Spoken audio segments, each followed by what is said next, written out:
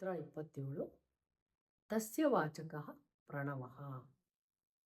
ಪದಗಳ ವಿಭಾಗ. ತಸ್ಯ ವಾಚಕಃ ಪ್ರಣವಃ. ಪ್ರತಿಪದಾರ್ಥ. ತಸ್ಯ ಅವನ, ಈಶ್ವರನ. ವಾಚಕಃ ಗುರುತಿಸುವ ಅಥವಾ ಸಂಬೋಧಿಸುವ ಹೆಸರು. ಪ್ರಣವಃ.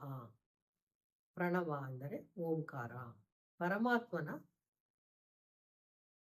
ಹೆಸರು ಓಂಕಾರವಾಗಿದೆ. ಭಾವಾರ್ಥ.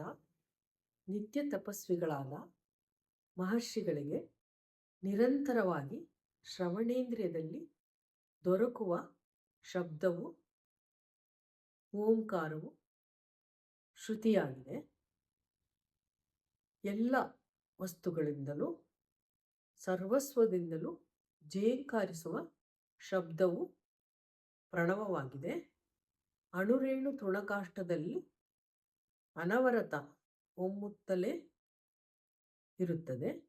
ಪರಮಾತ್ಮನನ್ನು ಗುರುತಿಸುವ ನಾಮಧೇಯವು ಎಲ್ಲೆಡೆಯೂ ಝೇಂಕರಿಸುವ ಪ್ರಣವಃ ಅಂದರೆ ಓಂ ಎಂದಾಗುತ್ತದೆ.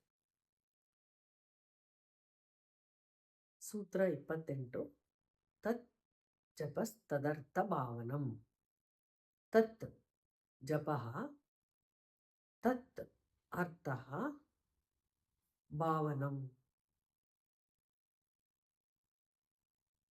ಪ್ರತಿಪದ ಅರ್ಥ. ತತ್ ಅಂದರೆ ಅದರ, ಅಂದರೆ ಓಂಕಾರದ. ಜಪಃ ಅಂದರೆ ಜಪಿಸುವುದು. ತತ್ ಅದರ ಅಂದರೆ ಓಂಕಾರದ. ಅರ್ಥ ಸಂಪೂರ್ಣವಾದ ತಿಳುವಳಿಕೆ. ಭಾವನಂ ಅಂದರೆ ಹೃತ್ಪೂರ್ವಕವಾಗಿ ಆಚರಣೆ ಮಾಡಬೇಕು. ಭಾವಾರ್ಥ. ಓಂಕಾರವು ಸರ್ವವ್ಯಾಪಿ, ಎಲ್ಲೆಡೆಯೂ ಇರುವುದು. ಅನಾಹತ ಶಬ್ದವು ಶಾಶ್ವತವಾದಂಥದ್ದು. ನಿಶ್ಶಬ್ದ ಧ್ಯಾನಿಗಳಾದಂತಹ ಮಹರ್ಷಿಗಳಿಗೆ ಇದು ಸ್ಪಷ್ಟವಾಗಿ ಕೇಳುವುದು. ಸೂಕ್ಷ್ಮ ವಸ್ತುಗಳಲ್ಲಿ ಸೂಕ್ಷ್ಮ ರೂಪದಲ್ಲಿ ಇರುವುದು. ಗಾಳಿ, ಅಲೆ, ಸಿಡಿಲು ಇವುಗಳಲ್ಲಿ ಇದು ಸ್ಥೂಲ ರೂಪವನ್ನು ತಾಳುತ್ತದೆ. ಓಂಕಾರವನ್ನು ಮೀರಿ ಯಾವುದೇ ಅಸ್ತಿತ್ವವು ಇರುವುದಿಲ್ಲ.